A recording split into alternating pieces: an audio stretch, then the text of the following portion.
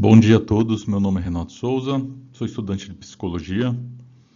Eu possuo algumas especializações na área da psicologia e, dentre elas, intervenção em casos com crise e ideação ao suicídio. E fazer essa especialização possibilitou eu ter acesso a muitas pesquisas, às principais teorias. E durante essa especialização, o que eu vi? Eu vi que áreas diferentes da saúde mental, da saúde social, áreas diferentes trazem teorias diferentes. E a ideia foi pegar o que tem de mais atual ou que ressoa com as coisas que eu acredito que impactam de forma bastante contundente e tentar transformar isso num guia prático, numa linguagem mais acessível, com o cerne das principais teorias, né? Então, eu tentei juntar tudo, né? A ideia também de estar fazendo esse vídeo e não estar fazendo a apresentação de um artigo, mas estar conversando e falando o que é o meu entendimento de cada ponto e também de tornar mais acessível essa informação, porque o que se vê é que existe um mito, né, um paradigma de que não deve ser falado sobre suicídio, que não deve ser falado sobre morte, né? E, na verdade, falar dessas coisas da forma correta ajuda as pessoas a lidar com essas questões dentro da sociedade. Mas a gente sente, né, que até profissionais normalmente não gostam de falar muito e se aprofundar nessas questões, né, por receio e tudo mais, né. Tem um mito também de que se você falar de suicídio, você acaba avocando essa vontade de cometer em alguém que esteja passando por alguma dificuldade. Mas não é bem assim, né? Na verdade, se você falar de forma profunda e contextualizar, você acaba mostrando para as pessoas que existem recursos para lidar com isso, né? E que esse pensamento é um pensamento disfuncional, que deve ser cuidado, né? Que a pessoa tem que procurar ajuda, né? Que a pessoa tem que procurar se envolver com as pessoas que ama, com as redes de apoio, as redes de suporte, né? Família, grupos sociais que essa pessoa participa, que essas pessoas podem auxiliar, procurar um especialista em saúde mental, seja um psicólogo, seja um psiquiatra, para ajudar a contornar esses pensamentos que não são pensamentos saudáveis, tá bom? Então a ideia é isso, é pegar um pouco de tudo o que eu consegui ver que eu achei que tinha bastante relevância, trazer num formato de artigo, né? Eu até fiz um fluxograma de uma forma a tentar trazer ainda de um acesso mais fácil ainda, né? Mais visual, né? Um fluxograma do que as literaturas mais atuais apontam como o que é mais importante a ser feito em cada fase da identificação, né, da estratificação de risco, da estratificação de fatores de proteção e fatores de risco também, e como lidar com cada questão, como se fosse um norte. Até por isso a ideia de fazer uma bússola, né, de uma rosa dos ventos, né, não uma bússola, né, mas sim uma rosa dos ventos aqui, que a ideia do artigo é dar um norte, tá bom? Para pessoas que de alguma forma possam se beneficiar dessa informação, tá bom? A complexidade da dor intolerável. O que eu acredito que desculpa, né? Vocês vão ver que eu tenho algumas dificuldades, tá? Com a minha oratória. Eu não sou a melhor pessoa em oratória. Eu não sou exemplo nenhum de oratória. E toda vez que eu vou fazer pensamentos profundos, eu tenho uns tiques. Então eu vou estar fazendo umas balançadas assim de cabeça. Mas são tiques que eu tenho, tá? Me perdoem. Mas eu vou até brincar com isso, porque como eu estou vendo a minha própria imagem, talvez eu veja eu fazendo e aí eu acabo brincando com isso, falando que eu tenho convulsões mentais, tá bom? Mas é um jeito mais bem-humorado de lidar com isso. Por que eu tive essa convulsão mental aqui com vocês? Porque toda vez que se fala de suicídio, né, da profundidade, da complexidade, me vem muitas questões. E o que que a literatura fala? A literatura fala que é um fenômeno multifatorial, né? Isso é o que Neuri José Botega, né, no livro dele que trata sobre protocolos de atendimento com a ideação ao suicídio. O livro é maravilhoso, tá bom? Também traz uma linguagem muito prática e eu cito bastante coisa sobre Neuri José Botega no meu artigo. Ele é uma literatura que vale muito a pena, tá bom? Mas a ideia de fazer um artigo é sintetizar ainda mais essas informações, né? Mas ele traz como um fenômeno multifacetado e multifatorial, né? Scheidman, ou Scheidman é de origem alemã, esse nome, tá? Ele traz como uma dor intolerável. O Viktor Frankl, que é um autor existencialista que eu gosto muito, fala de desespero. Mas o que que eu acredito, né? Eu acredito que é um fenômeno, e a psicologia fala também isso, né? Que é um fenômeno biopsicossocial, certo? Mas eu acredito que ainda tem mais uma questão. Eu acredito que é um fenômeno biopsicossociocultural. Eu acredito que também tem influências culturais, porque nas estatísticas, né, no levantamento das crises de suicídio no globo terrestre, a gente vai ver que países orientais vivenciam esse problema de forma muito intensa. Mas em algum momento da história, e culturalmente falando, esta opção de lidar com questões de honra, com questões de altruísmo, né, de defender a própria pátria, isso foi muito forte e fortalecido no contexto social. Então, eles colhem reflexo disso também. Então, tem influências culturais. E aí, a gente trazendo para as nossas questões, a gente vai ver que, falando também de cultura, mas de microcultura, né, daquelas culturas familiares, né, ou de comunidades muito fechadas, também passa a ser uma medida aceita para certas condições, principalmente quando acontece uma, duas vezes dentro daquela microcultura. Então passa a ser uma opção para aquele público e por isso tem que haver uma intervenção quando acontece, né, e ser mapeado qual a influência, o tamanho daquele grupo, daquela comunidade. Pode ser uma comunidade familiar, pode ser uma comunidade religiosa, pode ser um bairro, pode ser uma cidade. E quando esse fenômeno começa a acontecer, tem que ser trabalhado de forma que faça as pessoas entender o fenômeno e divulgar, né, através de conhecimento, os recursos que possam ser adotados para que isso deixe de ser uma opção viável. Porque o problema é as pessoas entenderem que isso é uma opção aceita, viável, e começar, diante de um momento de desespero, a adotar essa medida a fim de se livrar daquele desespero, porque é um fato aceito, né, culturalmente por aquela microparcela da sociedade, tá bom?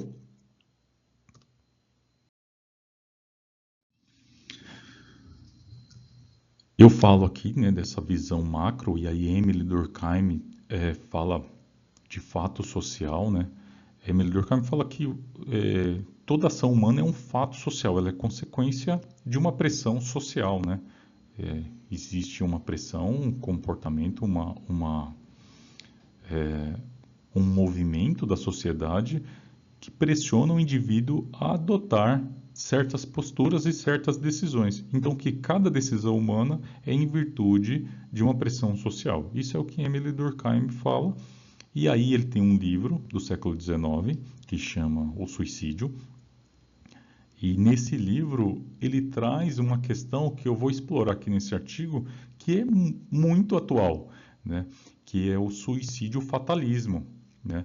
Que é em virtude que ele fala, né, que é em virtude de um fatalismo, de uma regulação, de uma pressão de normas, de medidas, de decisões que são tão fortes que a pessoa para de experienciar a própria vida com uma certa naturalidade ou com uma certa autonomia em função dessa opressão e a pessoa, perdendo o sentido de viver, acaba optando por se livrar da própria vida. E eu acho que isso é muito atual, tá? E aí nós vamos explorar isso mais à frente, tá? Fala também do suicídio em virtude de um certo egoísmo, que pode estar, hoje nós vemos, né, que pode estar atrelado a transtornos como depressão, né, como o próprio transtorno do espectro do autismo de nível 1, que tem pesquisas que apontam que a pessoa com autismo de nível 1, com a inteligência preservada, e esse é um critério, né, desta pesquisa, é uma pesquisa de 2014, fala que eles cometem suicídio 9 vezes mais do que a população neurotípica. Isso quer dizer o quê? Isso quer dizer que as dificuldades de socialização, de integração social daquela pessoa, né, mas as dificuldades de processar o mundo, como a própria rigidez cognitiva, a dificuldade de flexibilidade, muitas das vezes impulsionam essa parcela da sociedade a cometer o suicídio, tá bom? Dentro dessa linha do suicídio em virtude de um certo egoísmo que é apontado por Emily Durkheim, tá? E atrelando, como eu estudo as duas matérias, né, de forma bem profunda, e atrelando, a gente também vê, e eu pelo menos vejo, que dentro desse fenômeno da pessoa cometer o suicídio, tem muito da rigidez cognitiva. Como eu estudo bastante rigidez cognitiva, em virtude dos meus estudos do autismo, eu vejo que muitas das vezes essa falta de flexibilidade de enxergar outras opções, outros recursos, de querer mudar a rota da própria vida, essa dificuldade de se realocar, e isso em virtude de uma inflexibilidade, de uma rigidez, também é um fator disruptivo. Eu vejo isso e não só em pessoas com autismo, mas vejo isso na população típica, né? Na população neurotípica. Pessoas que têm mais flexibilidade, que talvez no decorrer das suas vidas aprenderam, e não necessariamente de uma forma tranquila, mas que aprenderam a flexibilizar os rumos da sua vida, essas pessoas navegam melhor pelas dificuldades, tá bom? Vamos falar também da lente micro, né? Eu gosto muito de Viktor Frankl e gosto muito de Nietzsche. Então, Nietzsche tem uma frase que eu acho que ressoa de forma muito forte com essas questões de ideação ao suicídio. Ele fala que quem tem um porquê suporta praticamente qualquer como, tá bom? Desculpe a minha dicção, mas a ideia não é estar divulgando a minha aparência, a ideia não é estar conquistando pessoas com uma oratória maravilhosa, mas a ideia de estar aqui compartilhando informação são duas coisas, na verdade, né? A ideia é estar conversando sobre o assunto e ajudar pessoas, essa é a ideia. Não tenho pretensão nenhuma de comercializar informação em nenhum momento. Então a ideia é estar divulgando, conversando coisas que eu estudo. E a segunda, que primeiro era só essa ideia, né? Mas conversando com um amigo de forma mais profunda, e ele falou, você gasta tempo, eu refaço os vídeos, eu vejo que não ficou bom, que ficou faltando alguma informação, eu vou lá e refaço de novo, né? Não tenho muitos recursos, mas eu estou sempre me dispondo a pesquisar de forma profunda e fazer o meu melhor. Mas eu conversando com ele, eu cheguei a uma conclusão seguinte, que eu faço isso porque a ideia de estar aqui é pensar de estar ajudando alguém. E pensar que a informação, e eu acredito que a informação é o que muda o mundo, né? Que a cultura é o que muda o mundo, e esse é o maior potencial humano, pensar isso me faz bem. Então, se a gente for de uma forma, até desculpa eu estar viajando aqui, mas se a gente for ver de uma forma sistêmica e profunda, na verdade eu faço por mim, né? Porque se eu imagino que estar ajudando alguém me faz eu sentir um calorzinho aqui no peito, então quer dizer que no fim das contas eu estou fazendo por mim, né? Tá bom? Então, mas para sentir isso eu preciso imaginar e alcançar mentes e imaginar que as pessoas estão se beneficiando de alguma forma, quem precisa tenha um recurso a mais para estar conversando de forma profunda, e quem gosta de assuntos profundos, tá bom? Como eu.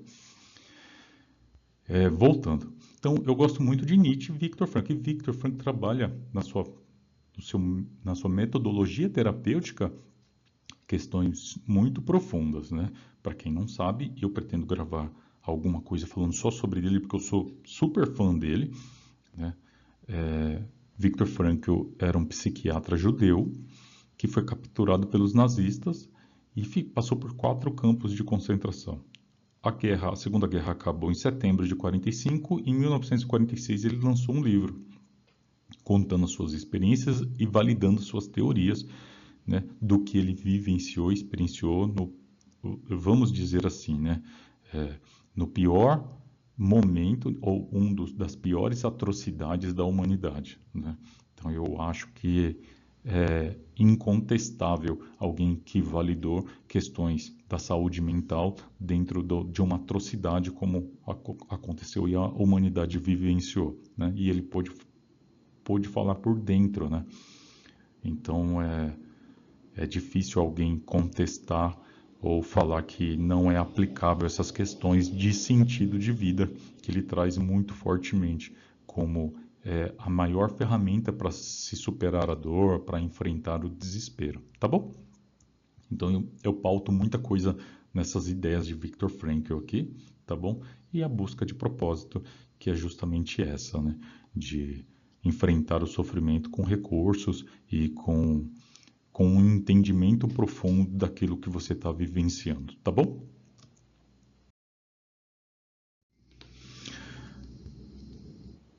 Então vamos lá. Eu coloco aqui que o primeiro passo é o acolhimento escutativo. Isso é da psicologia, né?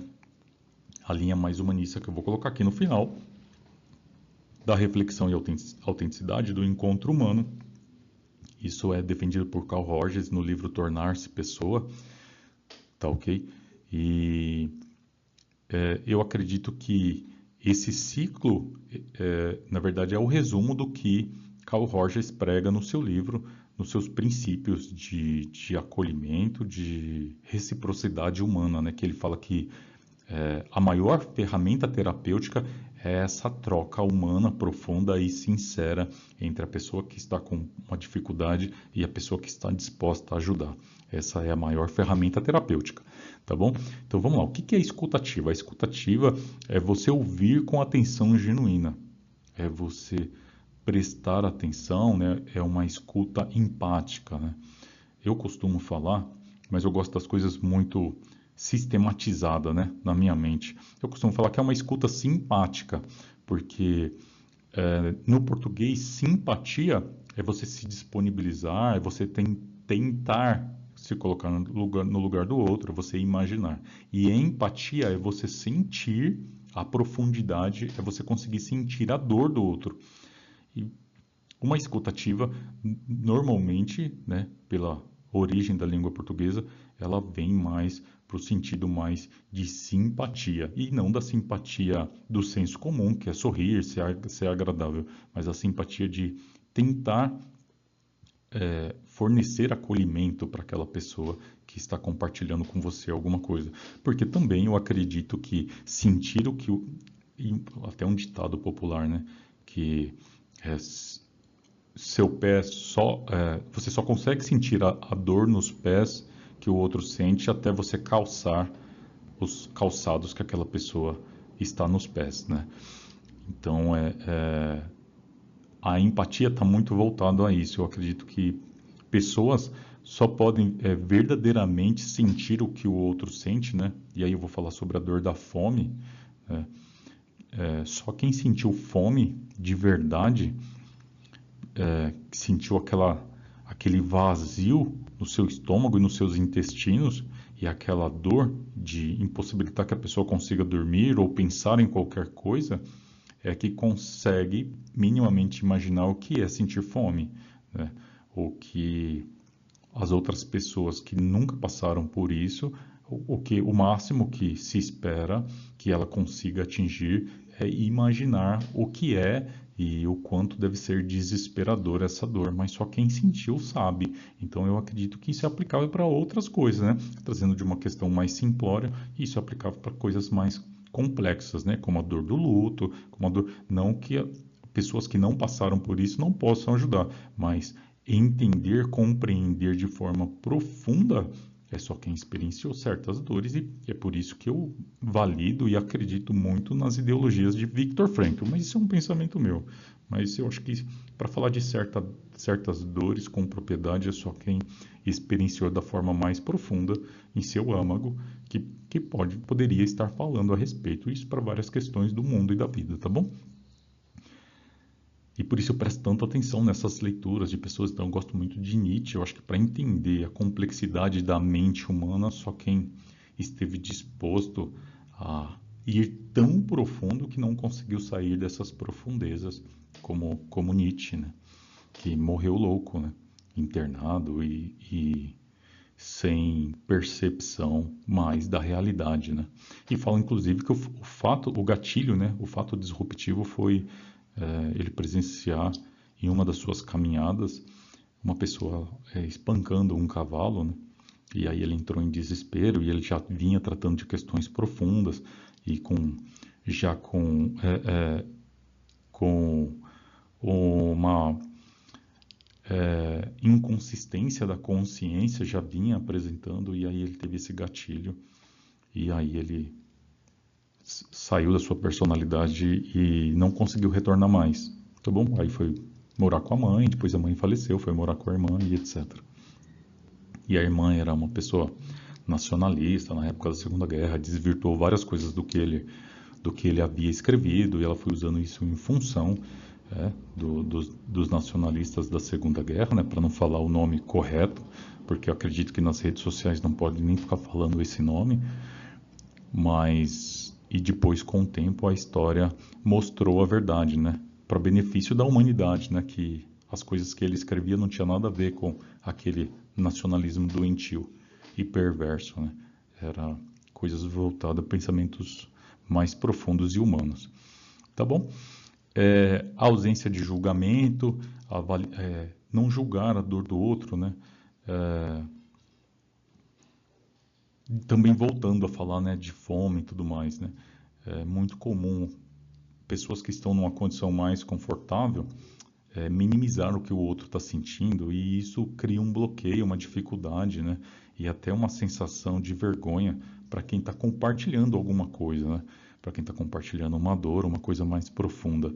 Então essa ausência de julgamento ela é fundamental para quem se predispõe a ouvir a dor do outro, para quem se propõe a escutar o que a outra pessoa tem a compartilhar.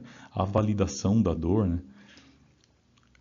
Você reconhecer que o que dói no outro impacta de uma forma diferente, né? Não existe uma métrica que nós possamos estabelecer para parâmetros de dor, né? Pelas suas experiências subjetivas, cada pessoa processa a dor. Então, o que dói em mim pode ser tão impactante e cruel que a mesma situação não provoque reações tão aversivas em você. Essa é a realidade, né? O que dói em mim não dói da mesma forma e do mesmo jeito em você. Então, a validação do sofrimento do outro, sem julgamentos, ela é muito importante e é o que Carl Rogers fala sobre esse processo, né, de encontro humano, né, de troca. É necessário prestar atenção em todos esses aspectos para que aconteça o verdadeiro acolhimento, tá bom?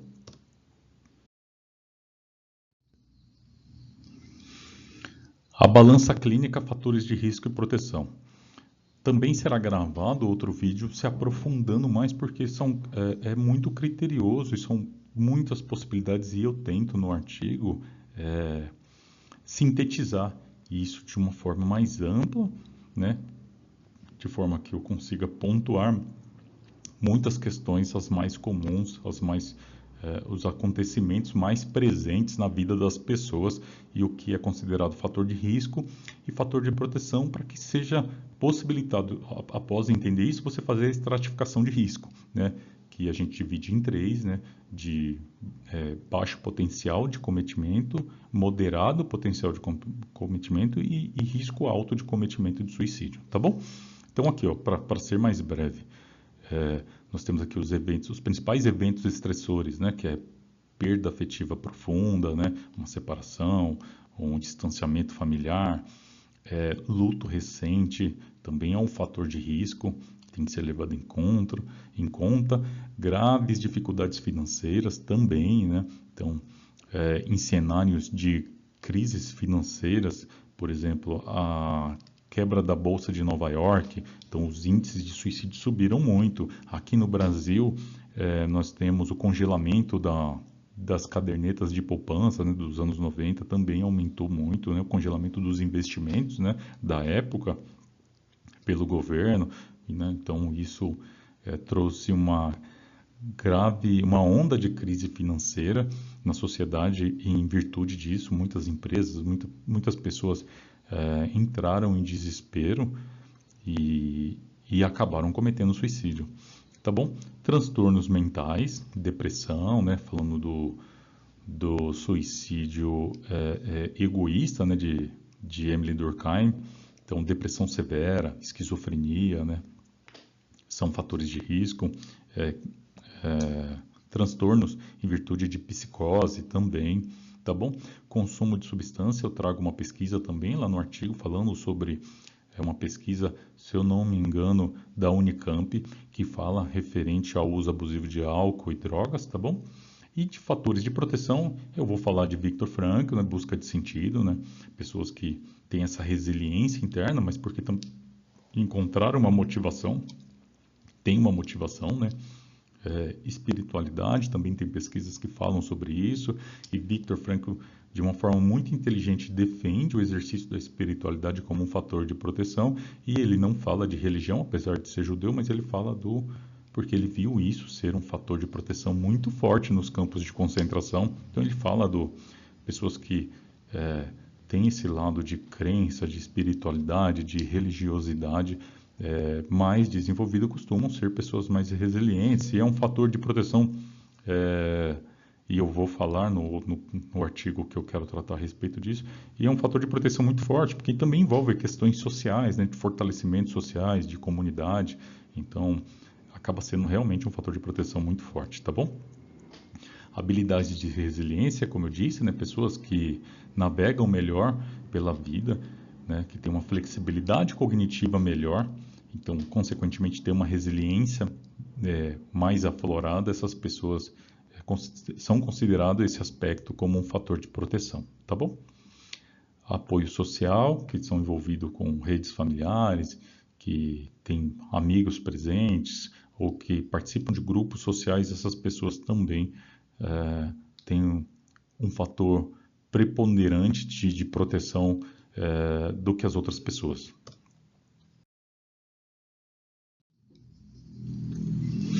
Aqui a gente fala de estratificação de risco, que é o que eu falei, vou dividir em 3 degraus e vocês vão ver eu sempre colocando as coisas em balança ou em degraus, tá?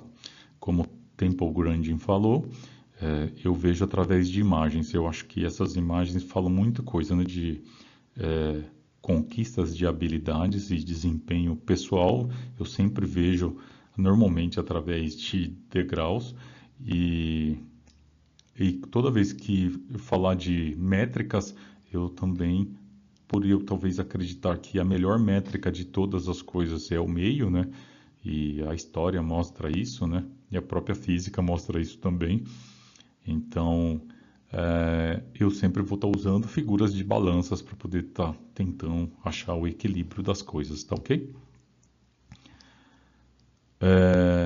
Então, o primeiro degrau a gente coloca aqui como as ideias mais vagas, né? O risco mais baixo.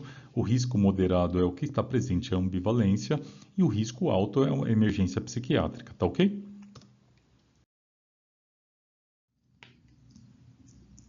Matriz de intervenção para risco baixo. É isso que eu tento trazer, o resumo do meu artigo é isso, né? Ou o principal objetivo, tá?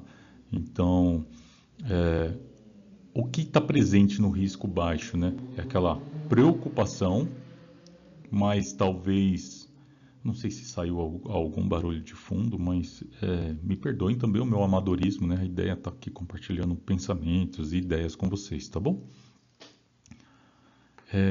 O risco baixo, para o cometimento de suicídio é aquele que requer atenção, requer cuidado, mas não uma emergência médica. E como que eu vou avaliar isso? Eu vou avaliar através de que, analisando esses pensamentos, como eles fluem na mente dessa pessoa. Então, os pensamentos normalmente são vagos, são pensamentos não frequentes, né, não intrusivos. Eles surgem em picos de tristeza e solidão, normalmente naqueles momentos mais depressivos que a pessoa está vivenciando, tá? O sofrimento sem manifestação de desespero, e aí a equação de Viktor Frankl, né, é muito aplicável, que o desespero ele é o sofrimento sem propósito, né? Então ele é D, né, de desespero, P menos S, né? Não, S menos P, que é sofrimento menos propósito.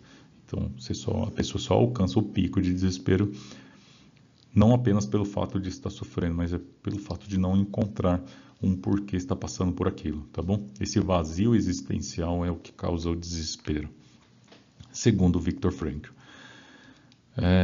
Planejamento, né? Se você olhar as questões do planejamento, dessa ideia, ele soa mais como uma metáfora, uma coisa mais distante, não é concreto, é só aquele tenho vontade de parar de viver, tenho vontade de livrar da minha vida, eu não aguento mais, mas não é nada concreto, materializado, psicologicamente falando, tá?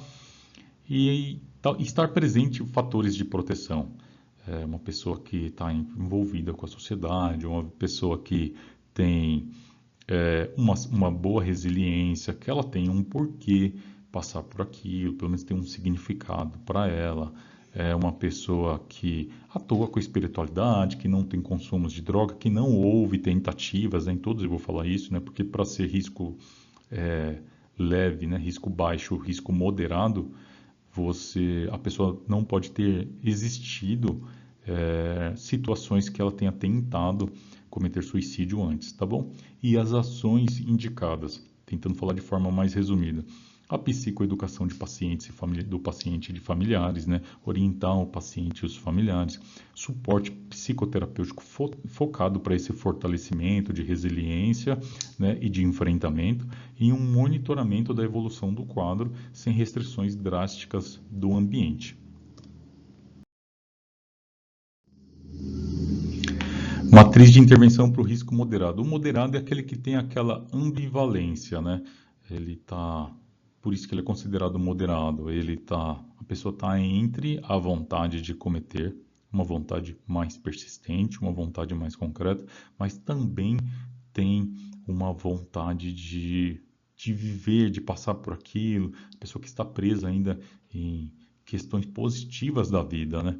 Então, olhando para a linha de pensamentos, nós vamos ver persistentes pensamentos e intensos para o cometimento. O planejamento é um plano que já é esboçado, um pouco mais estruturado, mas ele é vago no sentido do momento da ação, de como vai executar, de quando seria, de como seria, tá bom?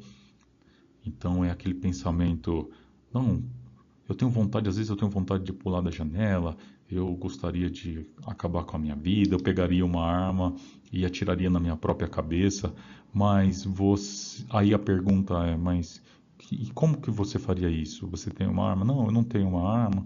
E como que você imagina que seria? Não, eu iria comprar uma arma. Então, uma pessoa que está mais distante dos atos executórios, né? E, consequentemente, ela também apresenta uma ambivalência. Mas eu tenho vontade de viver, de me livrar dessa dor, de continuar. Estava tão bom, né? É tão bom quando eu estou com meu filho, é tão bom quando eu estou com os meus amigos. Tem essa ambivalência presente. Inclusive, essa ambivalência é a janela de oportunidade, eu vou falar aqui de ação exigida, é a janela de oportunidade para você trabalhar as questões positivas, né? E mitigar as questões negativas do sofrimento que essa pessoa está vivenciando. Então, eu coloco aqui que a intenção ela é presente, mas não é uma intenção incontrolável, ainda apresenta um humor com certa estabilidade, tá? Alternando entre o desejo de viver e de morrer. E os fatores de proteção são insuficientes para neutralizar, mas ainda há um equilíbrio nos fatores de risco e proteção, tá bom? O que é orientado é que, segundo a literatura, é que ocorra um acompanhamento frequente, um monitoramento contínuo, a ativação das redes de suporte para agir, né, de forma mais positiva, mais cuidadosa com esse paciente, né, e também uma avaliação, já daí a avaliação para um psiquiatra, né, para um médico especialista que possa estar verificando a presença de transtornos, né, gatilhos para o desenvolvimento de alguns transtornos e uma medicação para ajudar a pessoa a lidar com isso, se for necessário.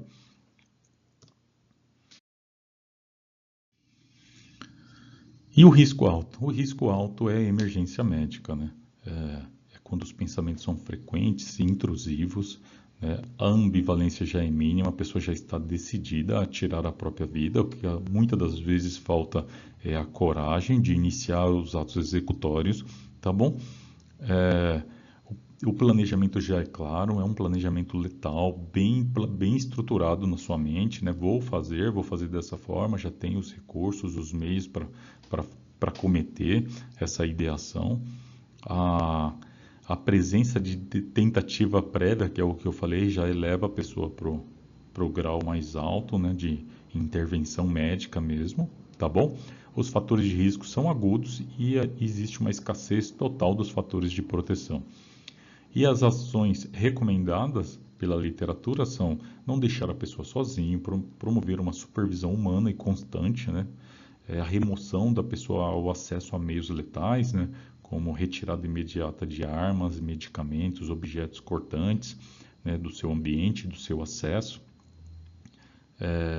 Uma reestruturação estrutural, né? De fechar portas de sacada, colocar trincos, cadeados e o encaminhamento urgente para o atendimento médico, né? Procurar o SAMU 193, encaminhar para o médico psiquiatra de forma emergencial, né? Já pegar a pessoa, já conduzir para que ela seja atendida e avaliada e para que entre com alguma medicação, inclusive para estabilizar esse humor e para que ela fique sob supervisão médica.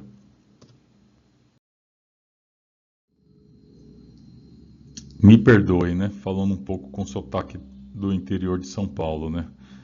Mas o que que essa pesquisa aponta? Que se alguém tivesse é, é, intervido no, do, segundos ou minutos antes do início dos atos executórios, se essa pessoa realmente teria tentado.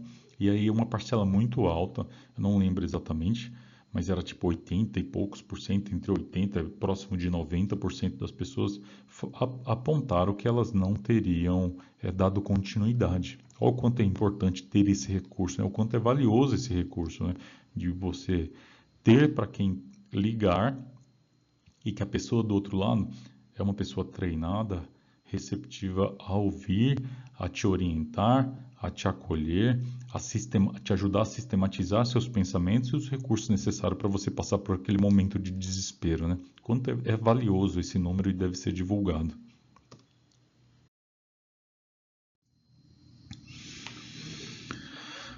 Protocolo terapêutico de crise, principalmente nos casos mais graves, é o conter, estabilizar e avaliar, né? Você vai conter, de repente, de acordo com a necessidade, conter de forma inclusive física, né? Bloquear o acesso a meios letais, a contenção focada na preservação da vida, né? Na supremacia do direito à vida, que é um direito constitucional, focada nisso, em proteger aquela pessoa, estabilizar ela, encaminhando ela para uma avaliação médica e depois reavaliar de forma contínua essa estabilização, tá bom? Aqui é a justificativa para a restrição dos meios, né? Porque como o desespero é um pico de sofrimento, quanto mais você distanciar essa pessoa de meios que promovam essa facilidade da execução ou distanciamento do que ela outrora planejou, mais tempo você tem dela transitar do desespero e voltar para o sofrimento, né?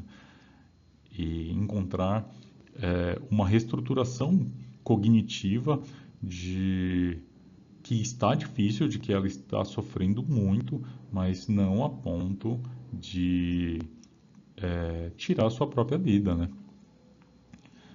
Então aqui eu venho com a parte mais externa dessa proteção, que é a estruturação física, né? A troca de trincos, inserção de fechaduras, grades, redes de proteção em janelas e sacadas. Aí uma forma mais interna do ambiente, remoção dos facilitadores, né? Acesso a facas, objetos perfuro-cortantes, armas de fogo, estoque de medicamentos e um monitoramento humano constante de tentar colocar uma pessoa à disposição daquela pessoa em sofrimento de uma forma mais próxima e intensa que inviabilize e que de preferência ainda promova aquele processo de acolhimento e escuta ativa que a gente falou no início. O suporte sistêmico, né? Então vem a proteção à vida, né? As considerações éticas, principalmente para a internação involuntária, né? Eu quis falar um pouco sobre leis que resguardam essa medida, né? De conter a pessoa, de conduzir ela de forma coercitiva para um hospital, promovendo a ajuda necessária para que ela não cometa o suicídio, né? Então, a proteção à vida, a prioridade máxima se sobrepõe ao princípio da autonomia, que é a supremacia do direito à vida, e isso está no Código de Ética Médico, aí aqui está o número da lei, né? A quebra de sigilo quando for o caso, para poder acessar a rede de apoio dessa pessoa, e isso também está amparado pelo Código de Ética da Psicologia, no seu artigo 9º, e a responsabilidade do profissional que está adotando essas medidas de documentar isso de maneira criteriosa, tá ok? E deixar isso à disposição tanto da família do paciente quanto do próprio paciente. E um outro ponto que foge às questões legais, mas é muito importante e muitas das vezes não é levado em consideração, que é cuidar dos cuidadores, né? A exaustão emocional que causa na família, nas pessoas que estão predispostas a ajudar essa pessoa em crise, né? Então deve ter uma atenção e um cuidado a essas pessoas da rede de suporte, né? Os próprios profissionais que lidam com isso precisam de terapia, de acompanhamento também para lidar com os gatilhos que isso promove, tá? E o apoio à família que está passando por isso de uma forma mais ampla. Deve ser feito um trabalho terapêutico de fortalecer, de dar ressignificação para as próprias questões que vão surgindo dentro dessa comunidade, desse micro-organismo cultural, desse micro-organismo social, né, que pode estar não família diretamente, por isso que eu estou colocando de outra forma, mas pode ser os amigos mais próximos que estão cuidando de um amigo, ou os vizinhos mais próximos que estão cuidando, tentando cuidar de uma pessoa, essas pessoas também precisam de um olhar terapêutico, tá bom? E aqui é o meu fluxograma que eu fiz no final do artigo, está disponível no artigo, está disponível aqui. A ideia é sintetizar tudo isso que foi falado em pequenos tópicos para que possa nortear uma pessoa que esteja vivenciando, que esteja diante de um caso desses, tá bom? Com os principais pontos, as principais medidas que está disponível na literatura de forma esparsa. Eu tento sistematizar e sintetizar tudo isso aqui no artigo, tá bom? E aqui é a minha forma de enxergar as questões. Eu gosto muito da parte comportamental, tá? Inclusive por causa do autismo, com conquistas inquestionáveis, né? Inegáveis as conquistas da linha comportamental, a terapia cognitiva comportamental, uma ferramenta maravilhosa de lidar com os pensamentos. Mas eu gosto muito da parte existencial, a parte um pouco mais filosófica e mais profunda por trás de dores e sofrimentos. Eu acho que pegar o que há de melhor das duas, eu acho que é o caminho para encontrar a solução para o enfrentamento das dores profundas e dos comportamentos e dos problemas mais práticos, né? Então, acho que o comportamental atua de forma mais prática e o existencial de forma mais profunda. Combinando isso, eu acredito que nós chegamos na melhor métrica, né? Como eu disse, que a melhor métrica entre todas as coisas é o equilíbrio, né? Normalmente é o meio, né? E porque eu gosto de sistematizar, isso é uma característica minha, eu gosto de sistematizar coisas e eu normalmente não me contento com respostas mais rasas, então eu gosto de encontrar, e é uma busca, né, a busca da excelência, né, de você encontrar o que eu posso fazer mais do que o que tem disponível, o que eu posso, onde eu posso ir mais além, fazer um pouco mais, e é uma característica minha, eu tento trazer isso para os meus estudos, tá bom? Seguimos estudando, muito obrigado por chegar até aqui, né? É uma honra poder estar compartilhando as coisas que eu pesquiso, as coisas que eu estudo. É muito gratificante imaginar que coisas que eu tento me aprofundar possa servir para alguma pessoa e que possa ajudar alguém que esteja passando por algum momento difícil, tá bom? E minha métrica de vida é estar sempre estudando, pesquisando, aprendendo coisas novas e por isso que eu pretendo encerrar minhas explicações, os meus vídeos com essa frase. Eu acho que resume muito a minha forma de experienciar o mundo, tá bom? Seguimos. E porque também eu não acredito, por isso que eu gosto muito de falar de estudar, porque estudar te coloca numa condição de aprendizagem, né? E eu não acredito que existem verdades absolutas. Então, tudo que eu falei aqui é o que eu pesquisei, o que eu me aprofundei, o que eu consegui sintetizar e sistematizar, mas também não é uma verdade absoluta. Novas teorias virão, coisas mais profundas virão, a humanidade vai mudar. E o que serve hoje poderá não servir amanhã para as pessoas, eu acredito nisso. Não existem verdades absolutas, tá bom? Essa é a minha verdade de hoje. Muito obrigado a todos, fico à disposição e foi uma honra estar aqui com vocês. Obrigado.